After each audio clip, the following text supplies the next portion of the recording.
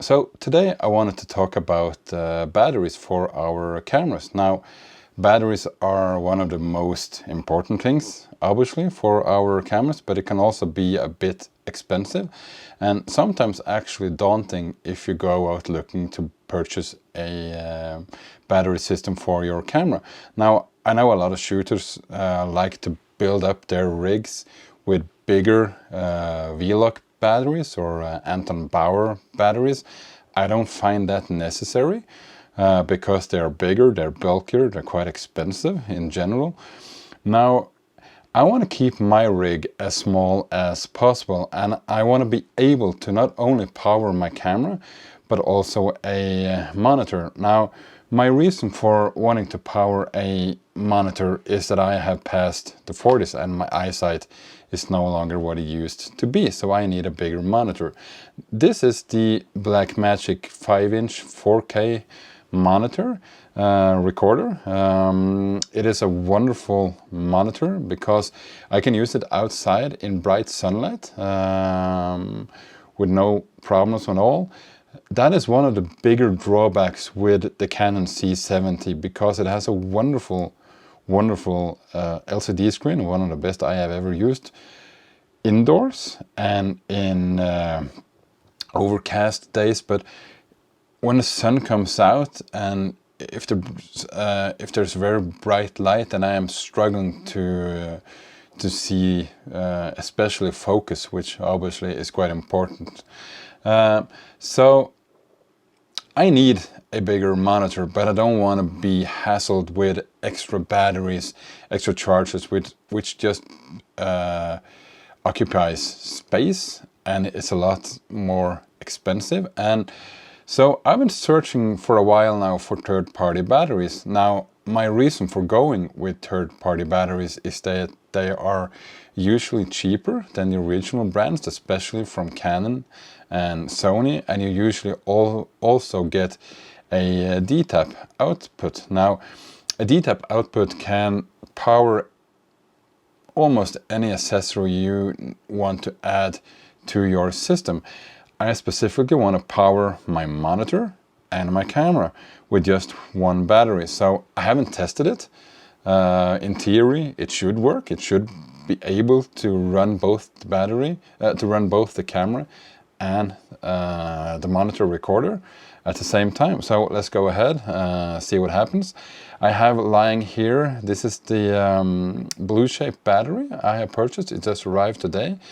And in my drawer, I found a DC to DTAP cable. Now I'm going to hook this up and see if it works, if it actually fits, and if I can power both the camera and the monitor. So one of the sometimes these third-party batteries can be a bit tough to actually mount. This was quite easy to mount on the camera. You could hear that there's a real sounding click. On the side here we have the DTAP output, which leads power from the battery to any accessory.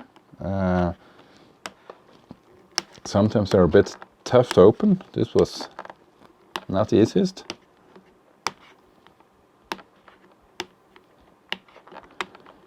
There we go. Okay, so let's see if we can fit this DC plug into the side.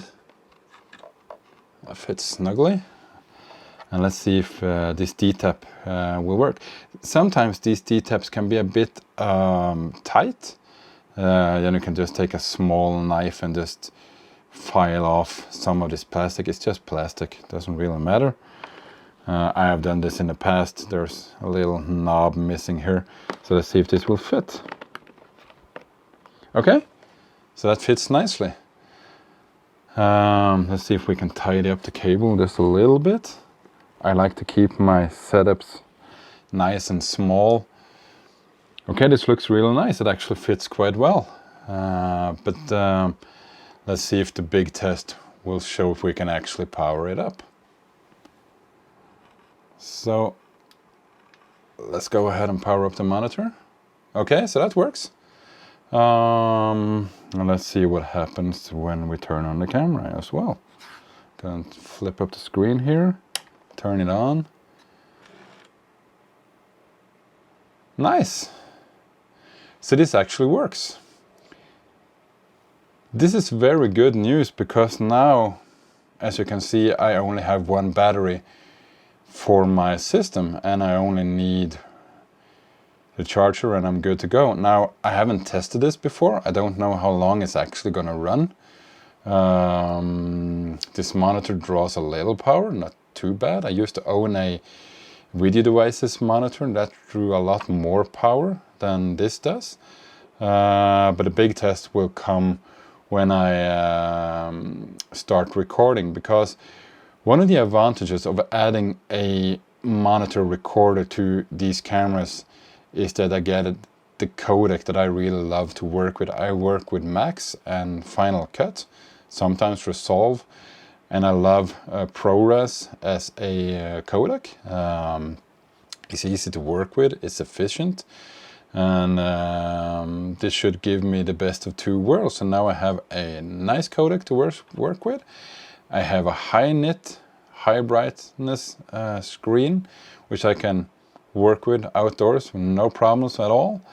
And yeah, so let's go outside, test it, and see what happens. And I'm gonna do a separate video on that because it's now 12 o'clock in the evening. I need to go to bed. So I'll do a separate video and show you guys the results. Okay, thank you for watching and see you later.